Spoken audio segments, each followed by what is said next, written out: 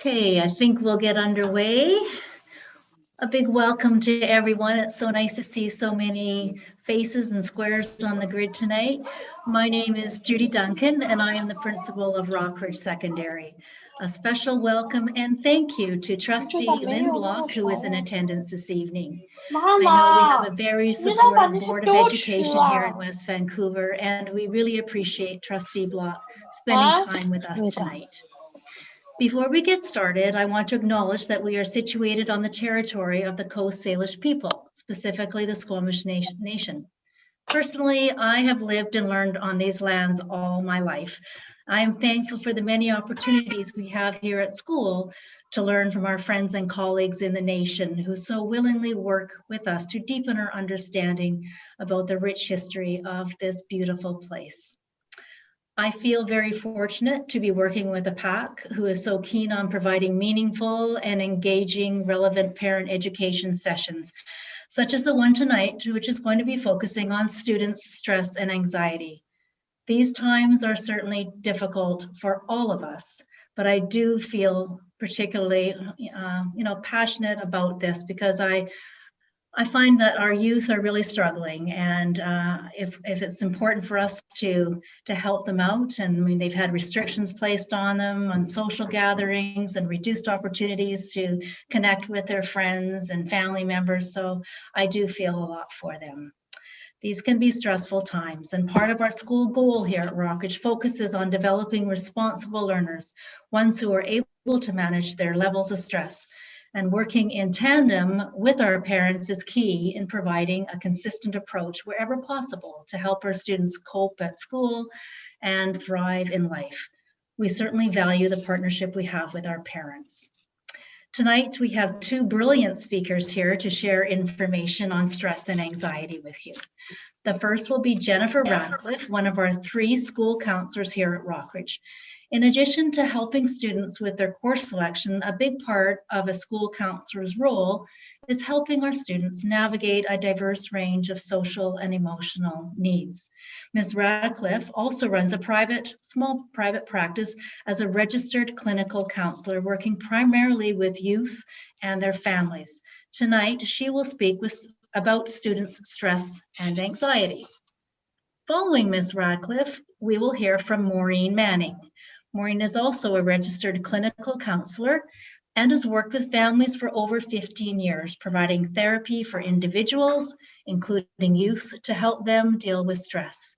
She is trained in family therapy, cognitive behavioral therapy, acceptance and commitment therapy, and emotion-focused family therapy. Ms. Manning will address the parental role and response to anxiety. So before I turn it over to Jennifer Radcliffe, just a small little note here. If you have questions that arise throughout the presentation, please post them in the chat below. You will see a little white speaking box there that says chat, and feel free to post your questions in there, and we will endeavor to do our very best at the end of the presentation to answer all of your questions. I'm now going to turn it over to Jennifer Radcliffe. Jennifer. Thank you, Judy. Good evening, everybody. I'm pleased to have all of you joining us this evening. I understand this is a really good turnout. I'm just going to share my screen with you all now, and then we'll get started.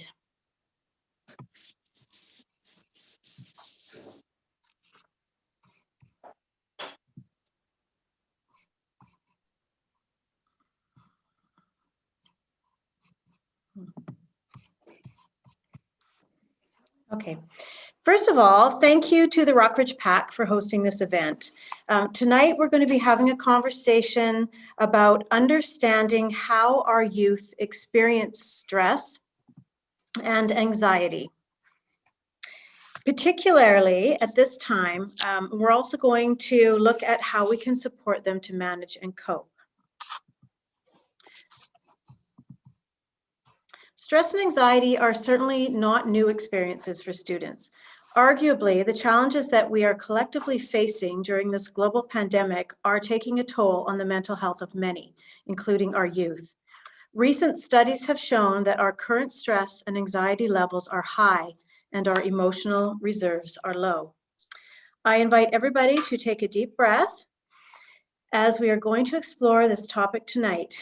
And our hope is that by the end of the presentation, we will have provided you with some insight and some supportive resources. I want to take a look at some of the recent headlines. The COVID-19 echo mental health pandemic. Teens are feeling disconnected, hopeless due to COVID-19, raises alarm for parents and experts alike. National study says our children are not okay under the mounting stress of the pandemic. There was an article published in last month's edition of Canadian School Counselor called,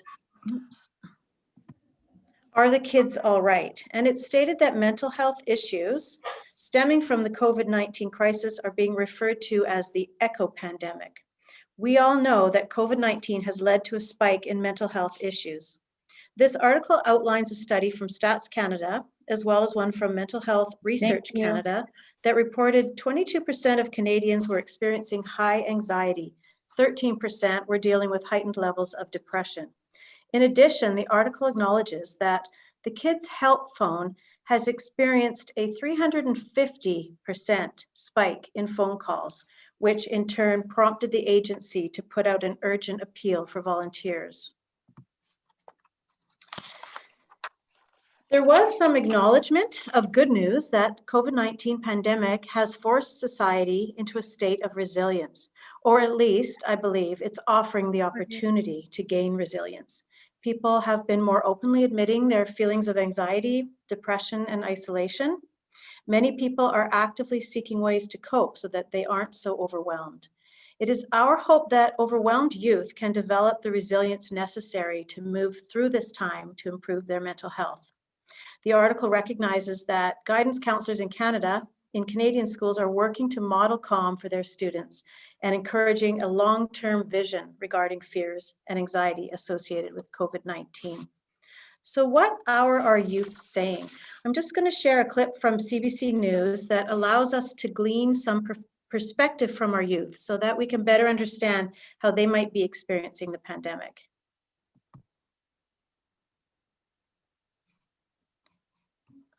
Unmute you. Whoops. Okay, sorry, I'm going to try that again.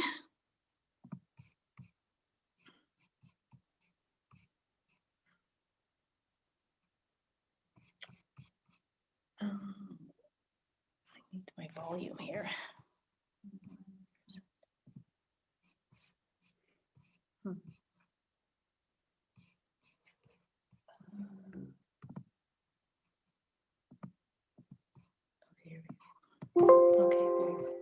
Okay. Take two. So I'm in grade 11 and my name is Carson Capobianca. I'm Serena 3 and I'm in grade 11. I'm Quincy Raver Jackson. I'm 19 and I go to U of A. My name is Sadia Fazelyar. I am an RTA School of Media Production student at Ryerson University. And with Jack.org, my position is Network Representative for Ontario as a youth mental health advocate.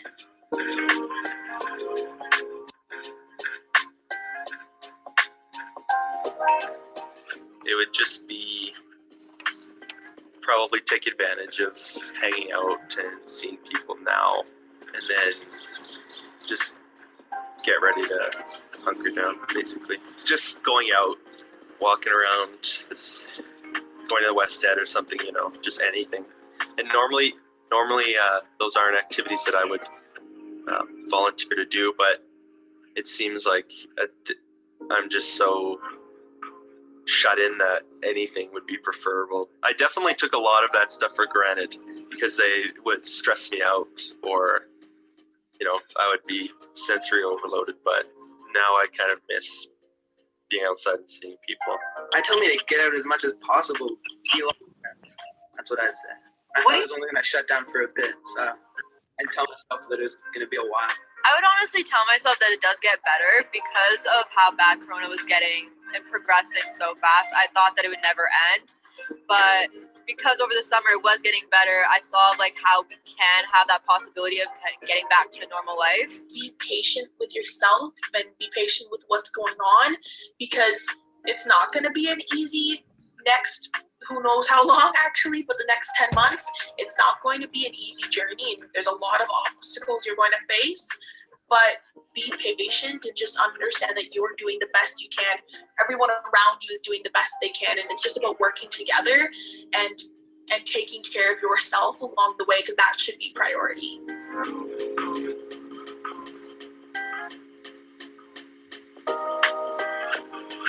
That's a good question. I don't know. I feel like it was probably very different when they were growing up. I don't know how it was different, but it was a long time ago, so it probably was. Youth feel really lonely. And even if they're with their family or they're able to talk to their friends on Zoom, like, it doesn't replace that connection they had with people. And on top of everything else going on, people just feel, youth feel alone. And it's kind of hard to have that conversation or even to bring it up in places like this or when we have the education conversation, because like it feels like they shouldn't be alone. They get to talk to their classmates 5 days a week on Zoom in the classroom. They can call their friends, they get to be with their family, but it's just not the same. It is really hard to go from living a life where in a teenage experience, like, you have a lot of socialization, you have a lot of experiences and life skills that you learn with those experiences, to kind of lose it. It's very hard to, I guess, keep growing up in a sense, and losing literally a year of your life is really tough on us.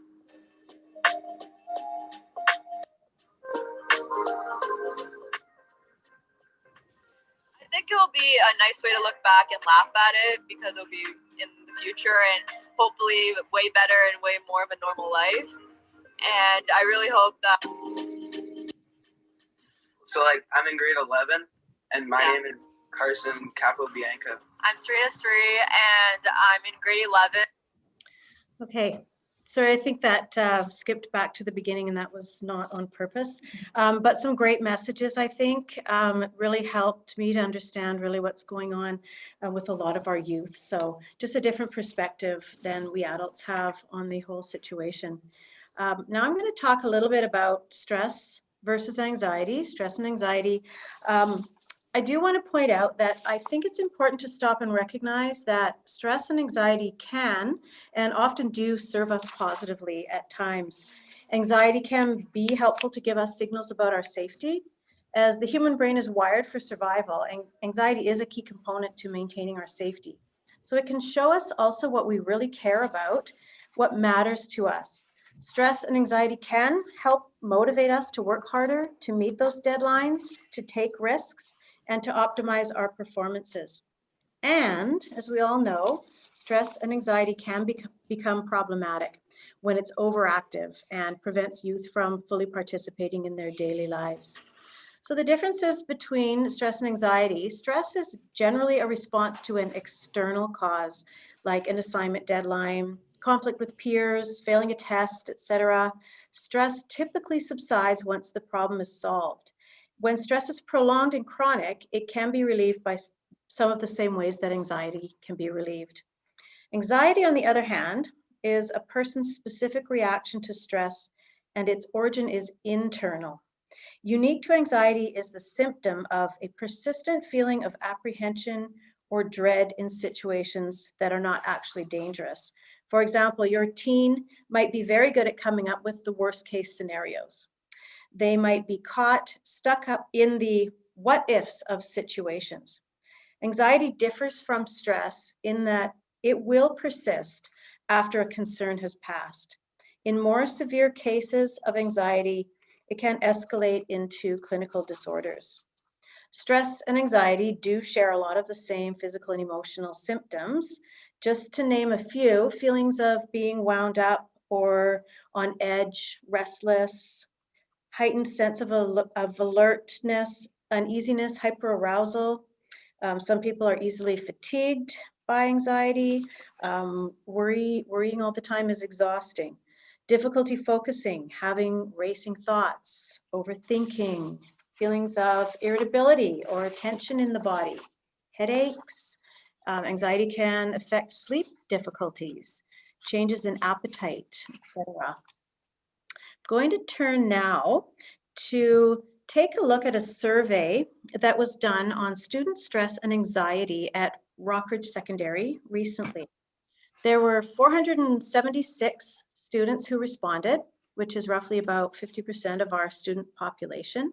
The first question asked, does school make you feel anxious or stressed? So you can see in the pie graph there that 5.4% said never, 36% sometimes, 34.3% many times, and 24.4% all the time. So that's about 94% of our population who answered the survey experiencing stress and anxiety. They're quite common and prevalent experiences amongst our students. Students were also asked, what exactly is it at school that's causing them stress and anxiety? So you can see there's a long list of things. The remote learning is causing some students a great deal of stress and anxiety.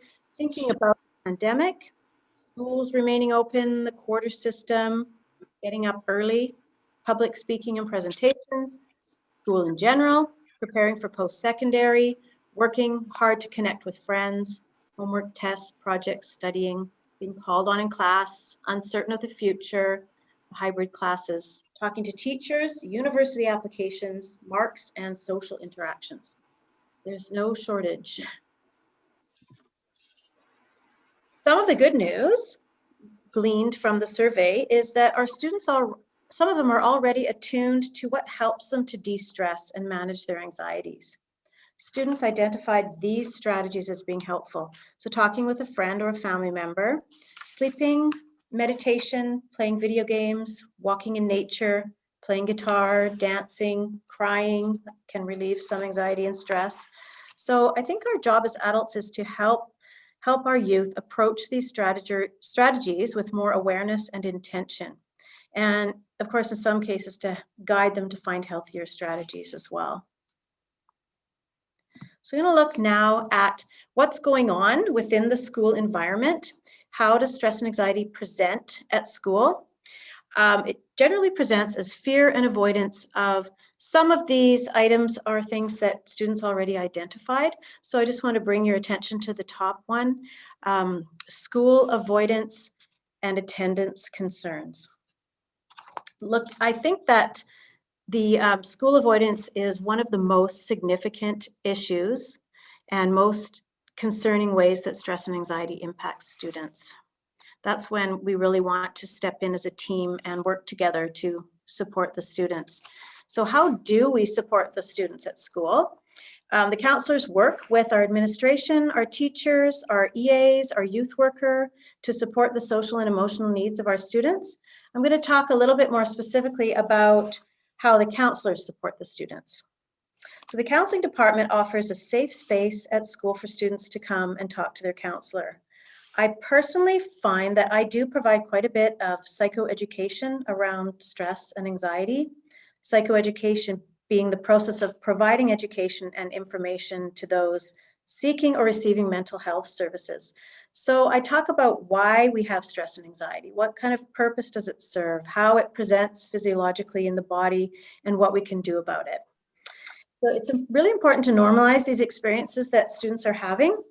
I talk to them about the fact that the fear of unknown is actually built into us as human beings, and that once we are in an unknown situation and can see that it's not really as dangerous as we perceived, we naturally can begin to calm down. As counselors, we do not enable avoidance, but rather help students to take small steps toward facing their fears. Avoidance does increase anxiety, so we want to encourage the students to face their fears. I do help them alter what is sometimes known as the anxiety equation, which just means that the closer we get to danger, we tend to overestimate the danger and we tend to underestimate our ability to cope. So we want students to get to the place where their beliefs around their ability to cope are exceeding the perceived danger. And it does take work, and it does take time, and it takes really paying attention to the small victories and owning and celebrating them. Students, I know, can easily dismiss the times when they face their fears and experienced or face the fear and experience success rather, or face the fear and then nothing catastrophic happened. So I encourage students to take the time to acknowledge those events. Something else that I often do with my students is to help them recognize what is within their control and what is not. And then, of course, to help them work toward accepting what is not within their control. So in consideration of the pandemic specifically, I just made a little list of some of the things that are within a student's control. On the left-hand side, you can see hand washing, mask wearing, sanitizing, keeping my distance, voicing my concerns, voicing my needs, my responses to situations, my choices, and taking care of myself. And sometimes when we can guide students to focus on what they can do, it actually helps them to feel really empowered. What is outside of their control, of course, is what other people are going to do. If the schools are open or closed, legislated protocols, the duration of the pandemic, who becomes ill, how life has changed. So we really want to support our students in learning to accept those pieces that are outside of our control. I'm going to pass the conversation now over to Maureen, and she's going to go into more detail around working with and supporting your teens with stress and anxiety that's impeding their lives.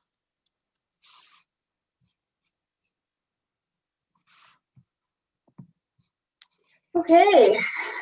Hello, everyone. Terrence, Jennifer, Judy, Tanya.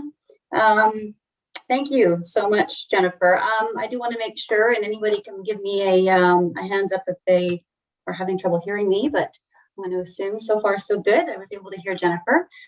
And I really loved what we opened with there on your slideshow, Jennifer, and the idea that the pandemic forces us into a state of resilience.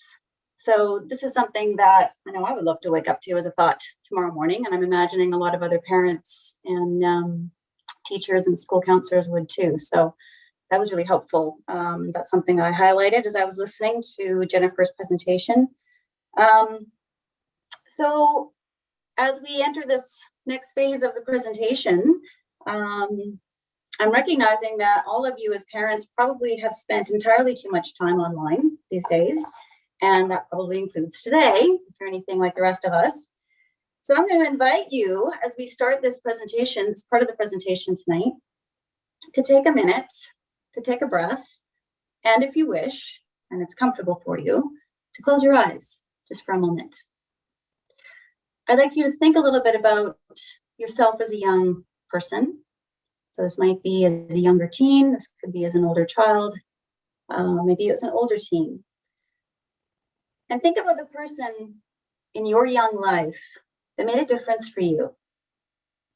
Someone who showed up for you in a way that was very meaningful for you. So just take a moment and close your eyes. Give them a bit of a rest. Take a breath and think about that person. What did you see or hear them do for you? What do you remember about their own way of expressing concern or how you were feeling at any given time? Did they say something to you that was always relatable?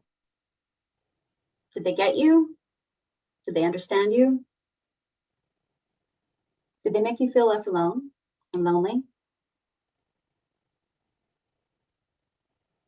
Just take a minute to consider the experience that you had with that person.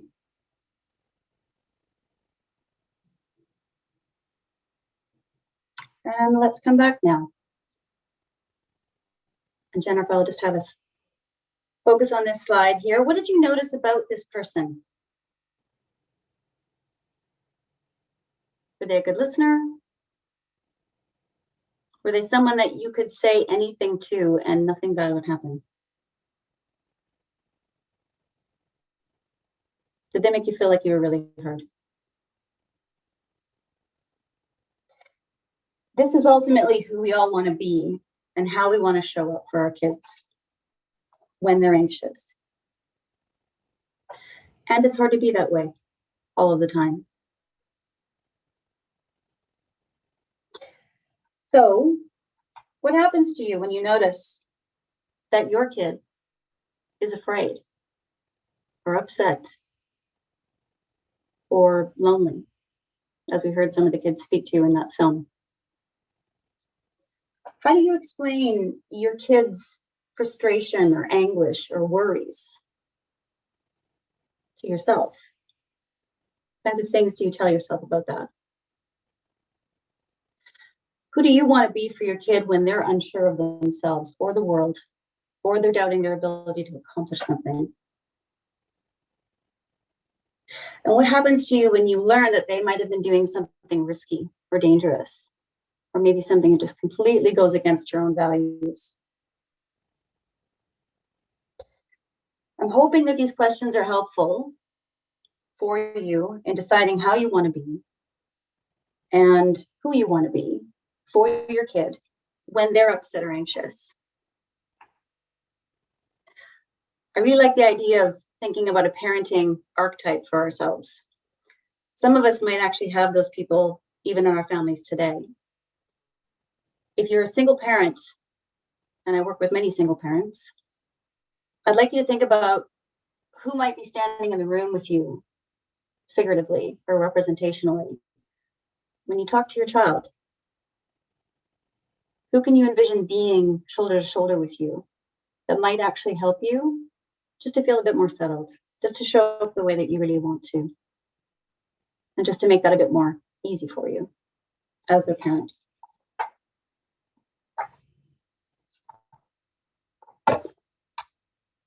So let's agree, moving on to our next slide here, that we're all parenting in a time of great uncertainty.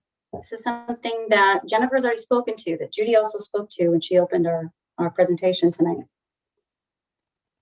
This is a time when health officials are making their best possible decisions that they can with the information that they have. So now you're the Bonnie Henry of your family. Now you're the one who's also burdened with that not popular job of making difficult decisions based on the information that you have, some of which comes from you, some of it comes from your kid, and there's everything else that you also don't necessarily know. I ran across a really good, really helpful, very poignant quote the other day. It was actually on the Gottman website. John Gottman is one of our key researchers in relationships. His big focus tends to be on couples, but he's also someone who produces many helpful resources for parents and parenting as well. He's got a great podcast out right now. It's called Small Things Every Day.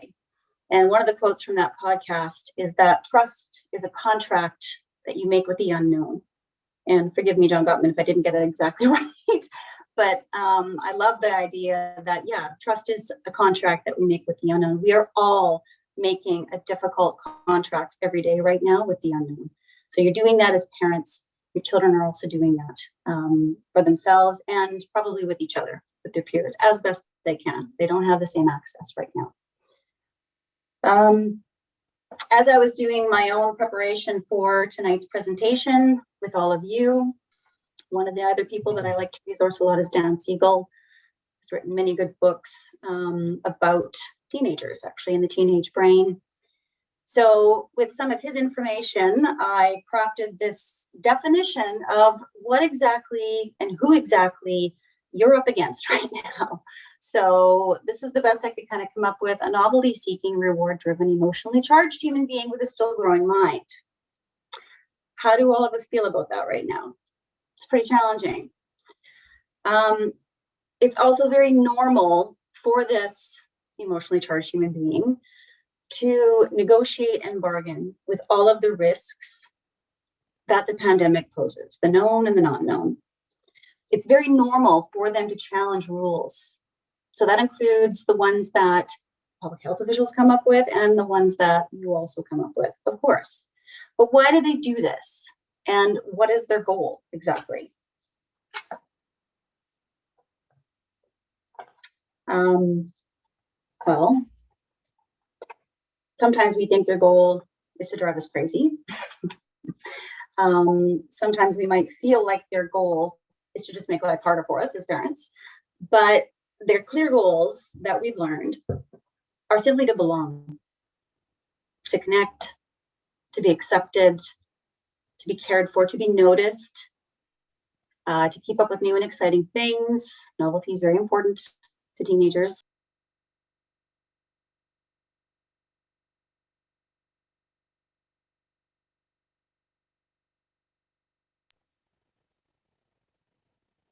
Sorry, folks, I think I was muted there for a few minutes.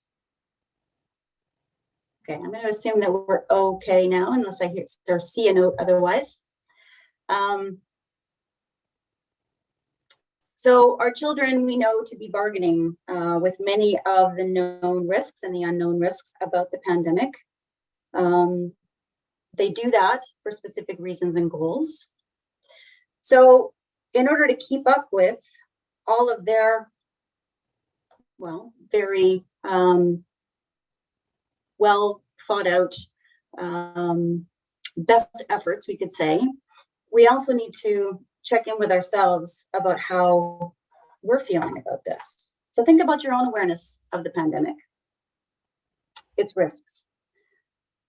How much of this is directing your own actions right now? Again, I really like the idea that Jennifer introduced about us being also in a state of resilience. It's not always possible to think that way. It's always going to be changing for all of us. So none of us should be expecting ourselves to be perfect right now. We're not going to be.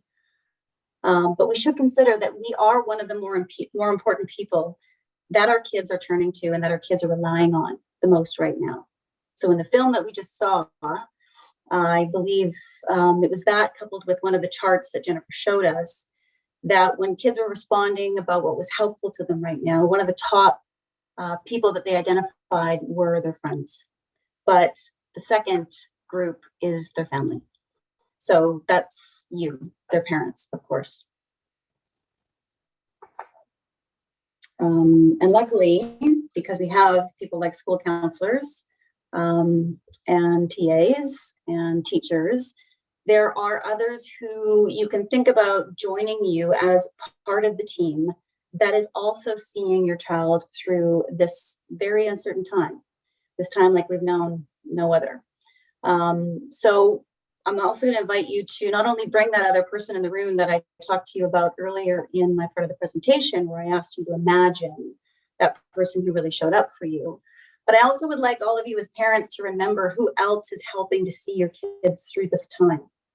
When they're anxious, when they're afraid to go to school because they don't want to face a math test, when there's so many other things on their mind about something like the pandemic and whether they're going to really get to see their friends or what graduation is really going to be like, they actually have others in addition to you that they might share part of their struggle with. And then they're going to share part of their struggle with you as well, perhaps when they come home, or maybe when you're driving in the car, or maybe on your way somewhere, maybe when they're helping you grocery shop. Sometimes that is actually a prime time for when parents, when adults can actually find the ability to connect with their kids while you're doing something. Sometimes that makes it easier. So we can think about who else is part of the raising of your child through one of the most uncertain times that we are now facing. Okay. One of the ways that we can prepare ourselves as parents is by checking in with yourself, checking in with your kid. What are your expectations? What judgments might you be holding about yourself in the moment? Is it a realistic expectation that you have of yourself or that you even have of your child when you're having these exchanges?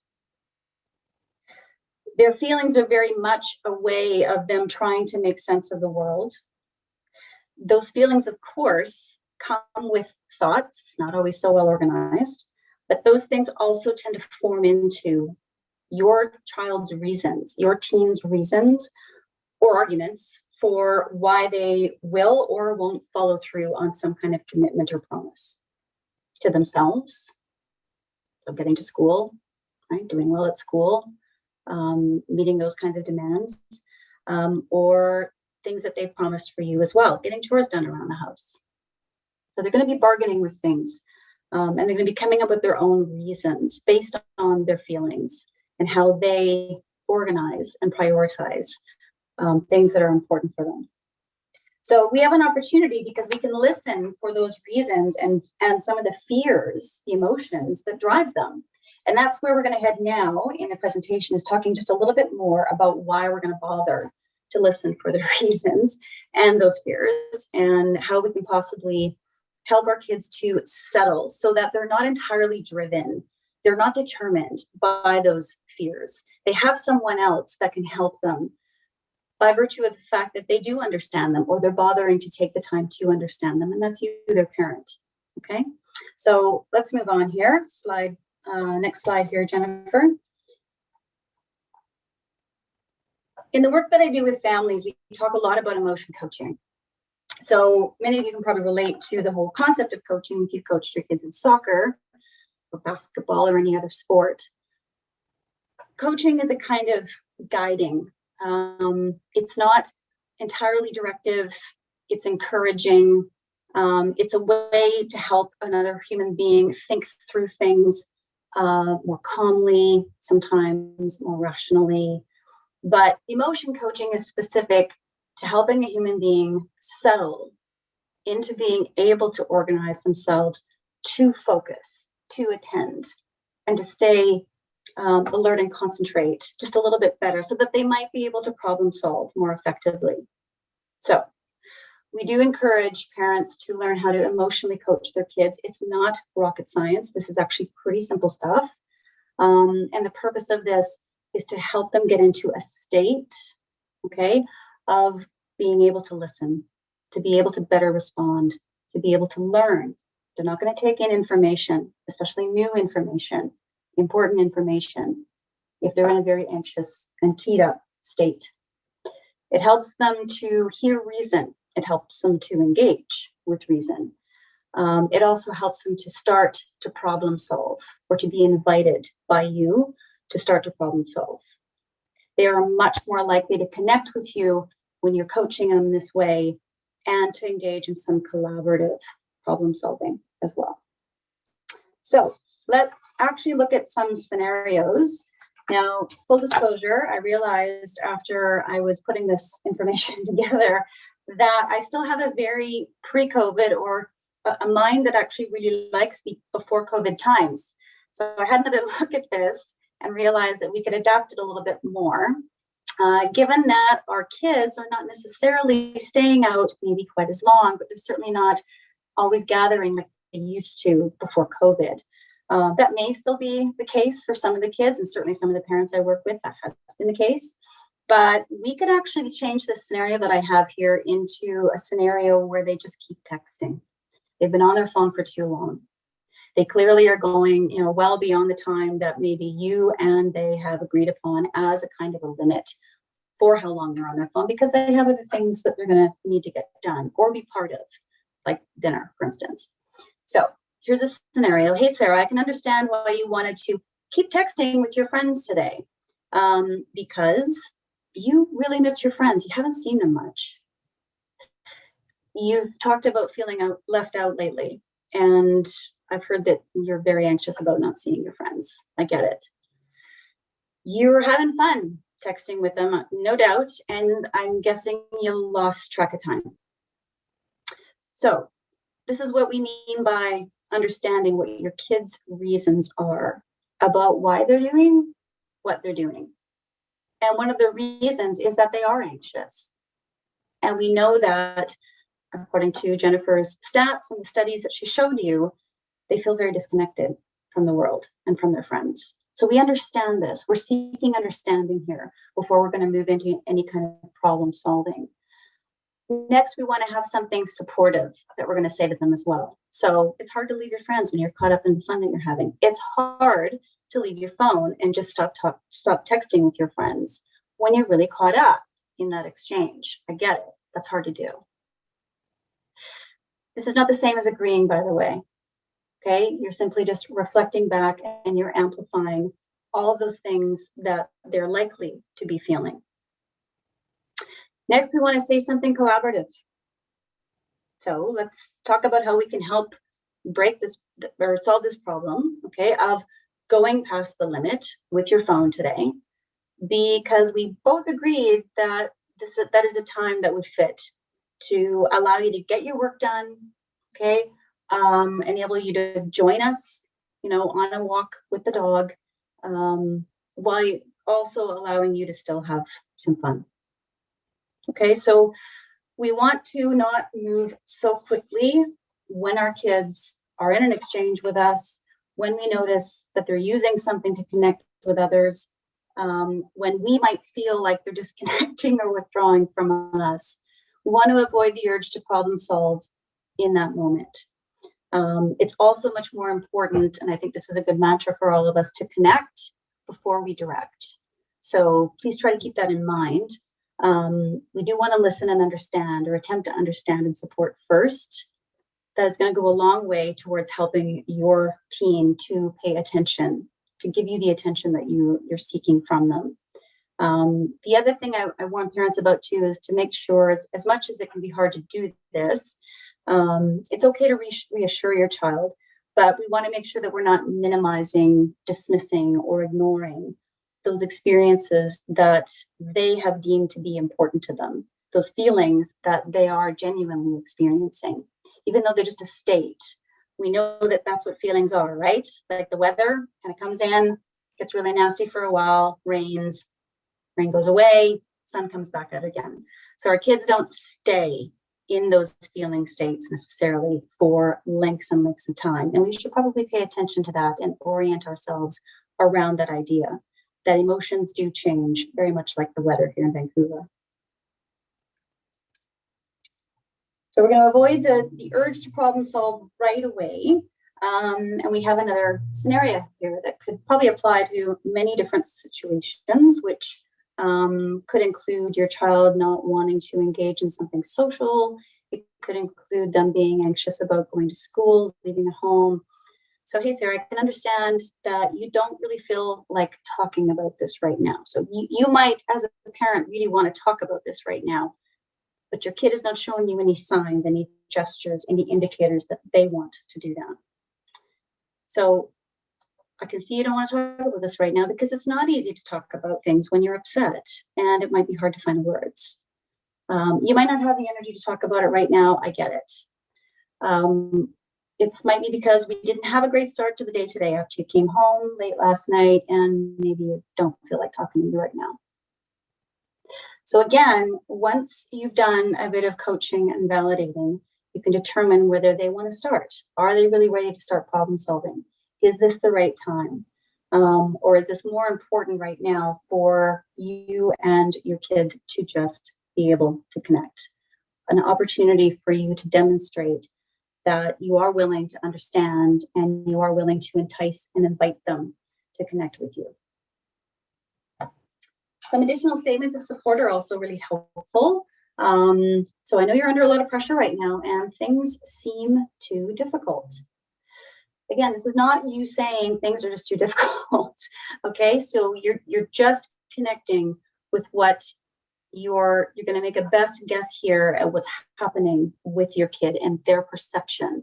Okay, it's not easy to do this for the first time, but I want you to know that you're not alone. It's normal to feel uneasy about things right now, but with time and with some prep, you might notice that will change, that you will change about it. So we want to say something collaborative, we want to say something supportive. We want to do these things because we know that when someone who is upset or anxious knows deep down that their most important person really hears them, really gets them, they are much more likely to feel better, feel much more secure, confident, and inclined to engage with them in problem solving and reasoning. So remember that person that all of us were trying to remember was the good listener, the one who really made a difference for you, the one that I'm encouraging you to bring into the room with you when you are trying to help your child to settle, when you're trying to help them not be directed by their fears. Ja, ik kan het zo nakijken eigenlijk. Want als je gewoon zeg maar in dat omzet dingen. Okay. I just wanted to wait until the sound passed there. So this can be applied to a lot of different anxiety-provoking circumstances, many of which Jennifer outlined in the presentation. It was very helpful to see that that was specific to your school population and your children.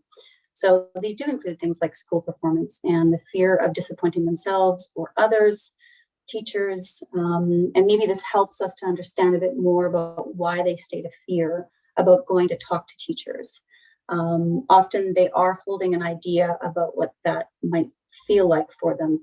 They may also be holding an idea about whether or not they can really represent themselves well in those circumstances. It might be helpful for us to suggest at those times that they could take someone with them, so they don't have to go alone. That doesn't have to be you. It could be, if that's important to them, but it might also be that you're going to make a suggestion that they could also take a peer with them, if that seemed okay for them.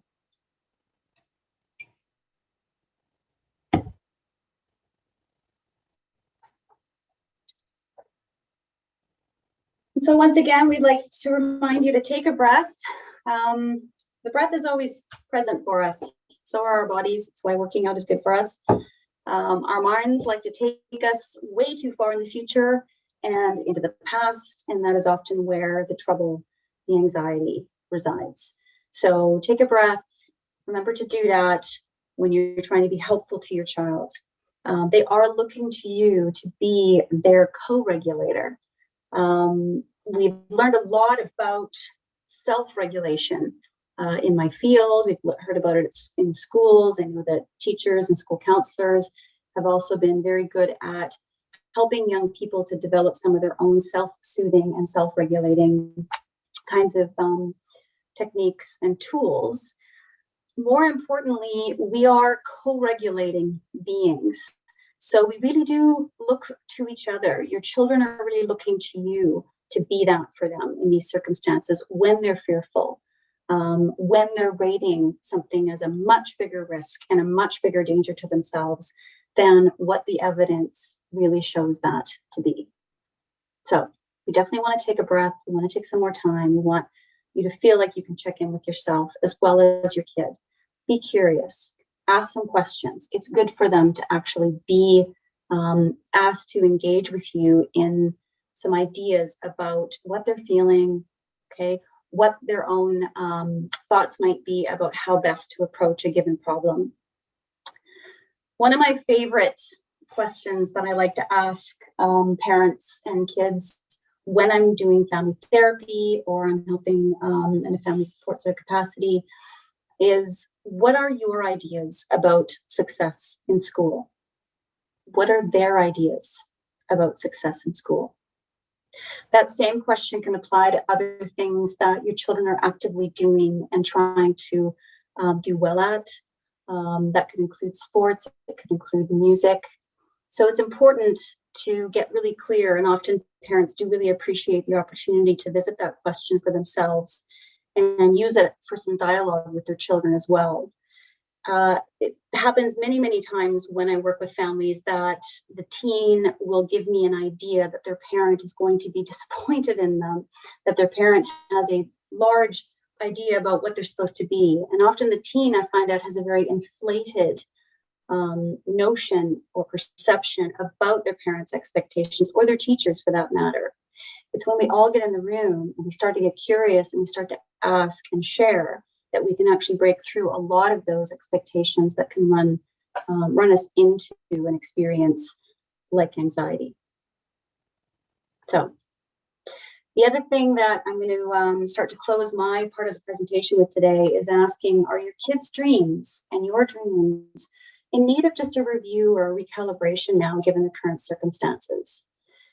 It is also very good to dream about what life is going to be like a year from now. What about in a post-COVID world? I can certainly remember a pre-COVID world. Many of us are still sometimes operating in that way or catching ourselves doing that. Can't just be me. But dreaming with your child, being hopeful, it's not foolish. It's really helpful to also help them to break through some of the fears and some of the difficulties that they might be having. It does not mean that you're giving up on a dream. It's not the same thing. So it's just a revisiting, it's just a reviewing and making some very fine adjustments in their life and in yours as well. So it's really helpful for kids to hear from their parents that it is okay to make some alterations in their plans. They're very young. So even if you've got a kid in grade 12 right now, and they're really gearing up for all these decisions that they're thinking they're going to have to make, super helpful if they can check in with you and find out what the actual, plan needs to be now, given the circumstances. Right? Okay, let's move to the last slides here. Just wanted to share and give credit to some sources. So Dan Siegel, I mentioned, it's a really good little quick kind of cheat sheet actually about teens and developing brain, the essence of adolescence. So I've included that website there. I want to give credit to Emotion Focused Family Therapy organization. By the way, this website, www.mentalhealthfoundations.ca, they have a number of great parenting resources. They've got videos, at least last time I was at the site, they had those. And they also host what are called caregiver workshops. Chantal Burke is one of their presenters. They have other facilitators in different regions and parts of, I think, the North Shore and Vancouver as well. But we have had tremendous feedback from parents who took part in the caregiver workshop that we hosted at Hollyburn. Chantal Burke was a facilitator for that workshop, and she presented in October. So a lot of what I'm sharing with you here today is what she also goes into in much, much greater depth there around emotion coaching and helping your children, supporting your children, and reconnecting with them. So it's something definitely to think about and check out on the web. I want to talk very, very briefly. I'm just going to check the time. It looks like we still have some good time here because I think we have a total of 2 hours, and I've got just before 8 now. So local services and resources. I work for Hollyburn Family Services. I'm contracted to do their clinical supervision. I also work there as a family counselor, and I'm part of a big and growing team of counselors there who work with families. Our publicly funded programs for families with children ages 19 and under include ones like Family Support Service, and we're not the only agency in town that does this. There's actually 3 agencies. Family Services of the North Shore provides this service. So does West Coast Family Services Society. So something that's really important here, parents, is that this is not a counseling service for teens. It is a parent-directed intervention. It's short-term. So it's between 2 and 3 months, about 8 to 10 sessions. It is outreach. Where it's possible, we can meet with you in person following COVID protocols. Where that's not possible or when it's not possible, we're doing this by phone and also by online through MS Teams. So you can inquire. We have one phone number for both of the services that you see on the screen here. It's also the same phone number you can call about our parenting groups, the caregiver group workshop that I mentioned. We don't have another one planned just yet, but we do have other groups that are going to be starting up this spring for parenting teens. I believe we're going to be launching one soon in April. So you can call the 604-987-1411 line. If you forget that number, it rhymes, 987-1411. I like things like that. It just makes life easier. Parenting mediation is a very specific intervention for families where the teen is at risk of leaving the family home. Things have come to an untenable point, and there's been a major breakdown in the relationship between the parent and the teen, and you really need our help and you need it urgently. So we do reserve time on caseload as much as possible to respond quickly to those circumstances. So again, this is a very parent-directed intervention. Of course, we will meet with the teen as well. The object here is for us to be helpful in mediating communications towards reconnection with your teen. Okay, so same phone number for that as well. We just try and keep all of this as simple as possible. I think we'll move to the next slide now, Jennifer. We've just got, so workshops for parents and teens. I think I just mentioned that. Our website does actually outline all of these services. And you can also visit the other family services websites. Again, Family Services North Shore, West Coast, they have some information about their groups for parents and their workshops as well. We're not the only agency that provides parenting groups. Foundry is another one, by the way, that has actually hosted parent groups as well as child and youth mental health. We have a blog, has lots of good parenting articles on it. Some of them written by our counselors. We do have a private family counseling service as well. So that fee starts at $120 per session plus GST. We will see teens on their own in that program who are ages 16 and up. Again, my own bias when I work with families is I really, really like to work with the parents with their children, very much invested in who you are and how important you are. As a counselor, I'm not going to be their forever person. No counselor is. So I really like to be able to integrate that work with you if possible. But if your teen is adamant, they really want to see their own counselor, we pay attention to that too. And we will see teens ages 16 and up there as well. So a couple of the government and community-based services that you're probably already familiar with, but just in case you're not, include places like Foundry Youth Clinic. So there's a phone number there for them as well, so that you can check out what their COVID protocols are for kids. There are a number of professionals that rotate through there as well. It's a very integrated model that includes not only counselors, but also, I believe, psychiatrists, doctors, nurses. So it's a good resource for your kids. Child and youth mental health is the other resource. Again, you'd want to call them, check out what their intake protocols are during COVID. For that program, they also run groups. It's my understanding, I don't work for the program, but typically children and teens are assessed there to see whether or not they do have something that is more serious, more in the realm of a mental health disorder, in order to assess whether that service is the most appropriate for them. And if it's not, they actually provide a lot of referrals to us as well. So you'll find that a lot of these services that I'm referring to here, a lot of us work across and support each other, and we try to stay aware of each other.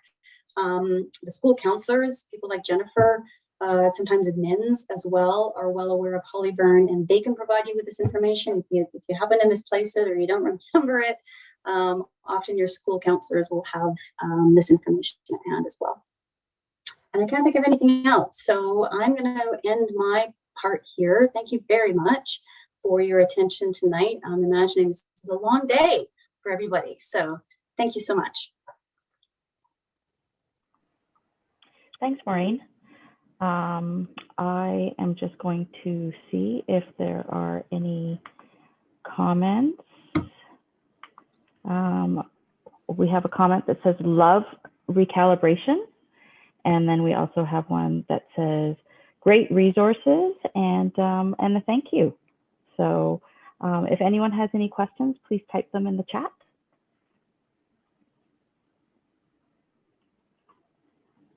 No, so I will hand it back to Judy.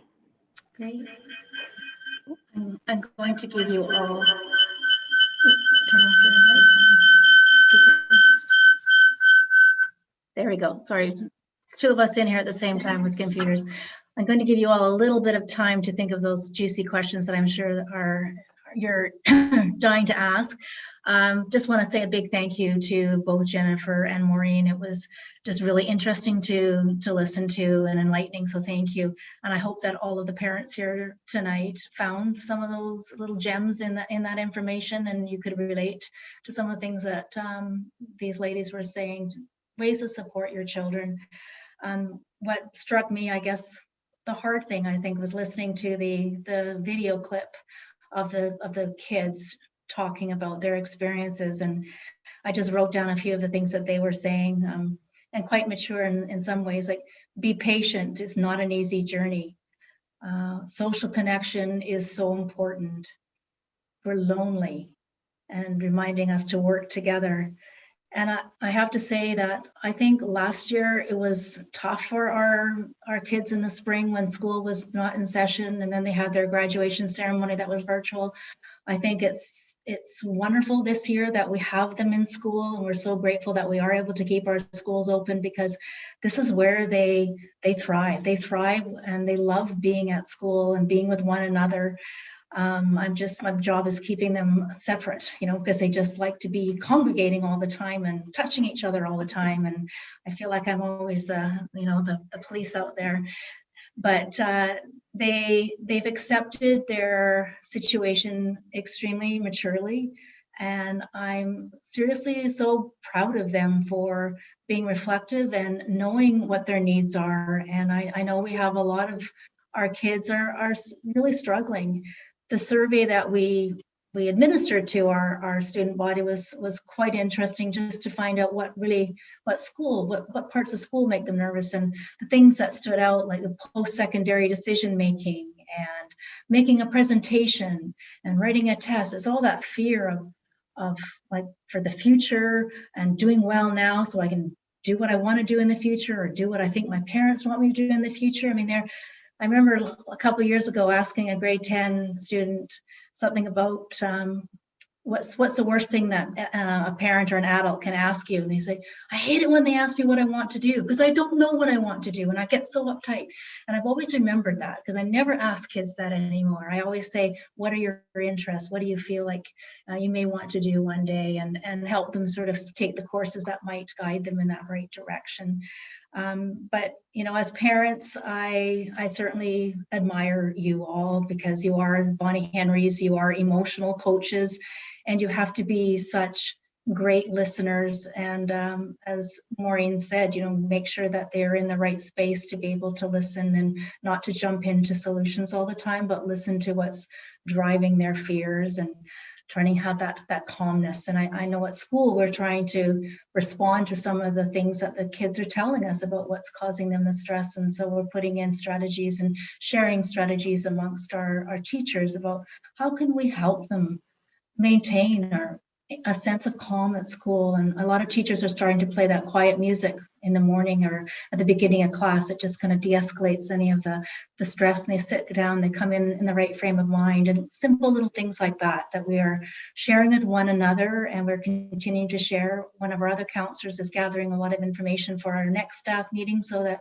he can share what teachers are doing in their classes to sort of help mitigate the levels of stress amongst our learners. So I just want to say a big thank you to Tanya and the PAC for organizing this session. I found it, extremely valuable and interesting. I have a lot of takeaways too. I think I'm feeling fortunate that my children are all older and mature. Well, they're all mature, but they're just older now, and I don't have to worry about them quite as much. But of course, I still do worry all the time. So Tanya, I'm going to pass it back over to you, and maybe there's some questions that you've gathered in the meantime. Yes. Thanks everybody for attending. Yeah, thanks Judy. I found it very interesting that there's so much talk about self-regulation, and as parents, it was key for me to hear that we are co-regulators as well. Because sometimes you forget that as a parent. You want to just solve all the problems, but you first need to keep your children, get your children into that zone, so that they can start calming down and then thinking and problem solving through their anxieties and confronting those problems that they're feeling and the feelings that they're feeling. So we have a question from a parent that says, how do you assist the child in denial who's showing signs of struggle?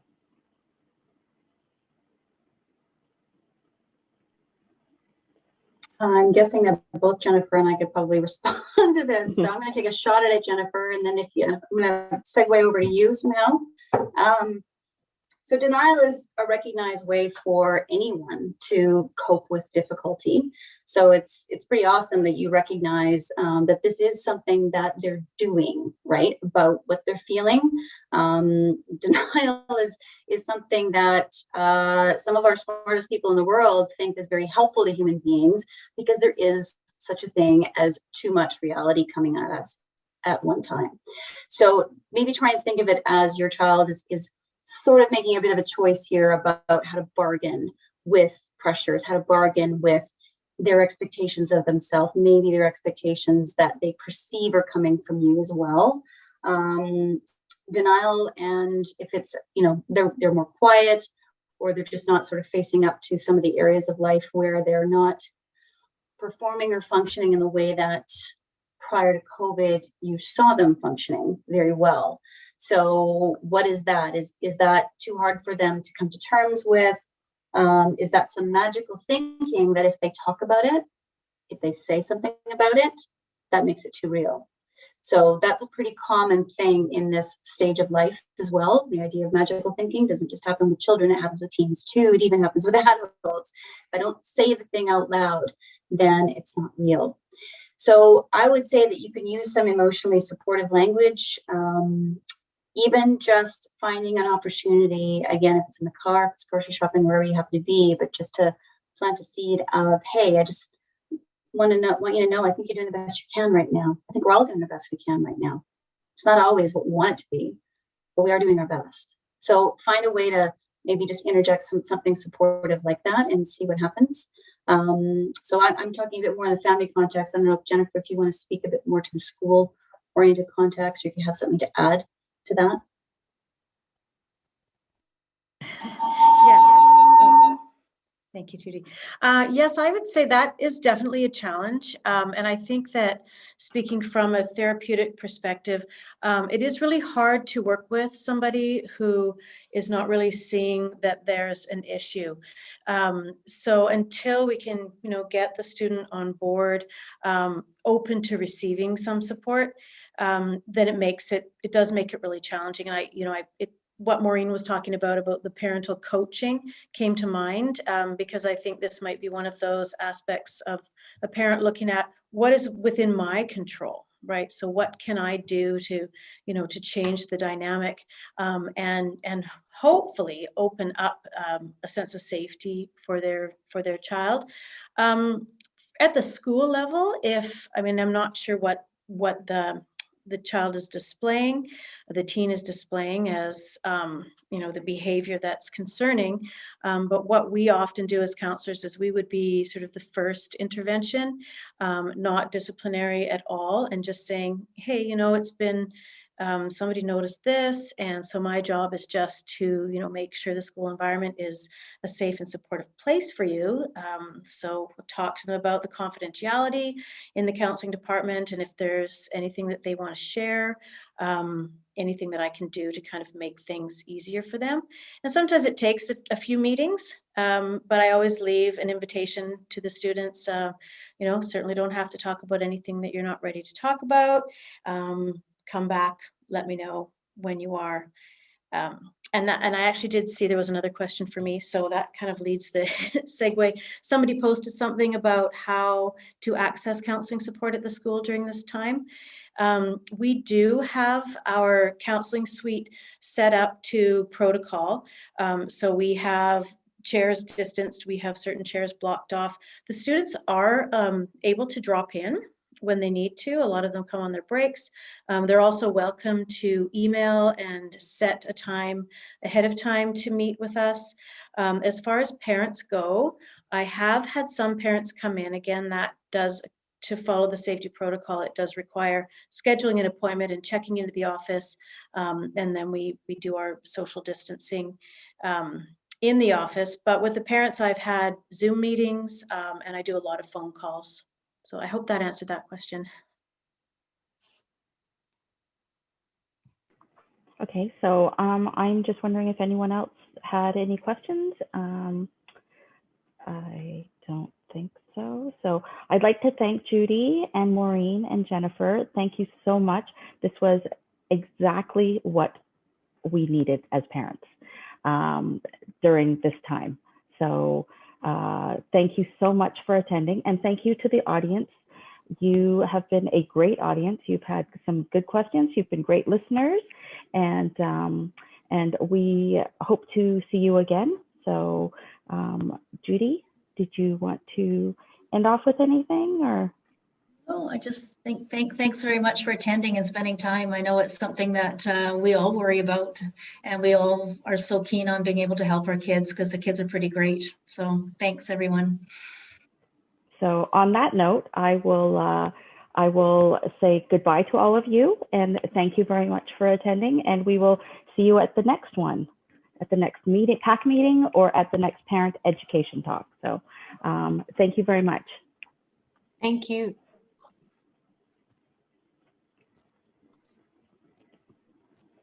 Thanks, everyone. Good night.